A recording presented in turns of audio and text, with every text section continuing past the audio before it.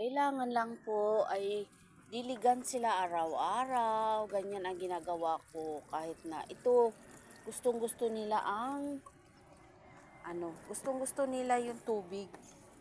At saka ito yung eggplant. Gustong-gusto nila yung tubig. Pero yung sibuyas, hindi sila okay.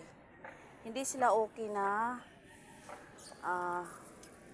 lagyan lagi ng tubig. Ayan yung aking tanglad. Ayan, very healthy. Alam nyo ba dito sa amin ang tanglad ay napakamahal. Isang piraso, 5 piso. Isang piraso, 5 piso. Ganun siya kamahal. Ayan, may kalabasa na po ako siya. Sana magkaroon ng bunga. Kasi dati hindi nagkaroon eh. Ilang beses na nausog ata or basta pagka tinapuan kasi ng hangin. Ayan kalabasa.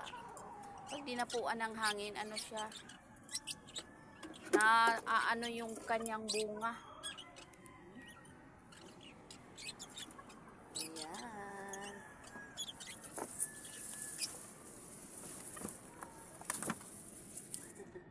Ayan.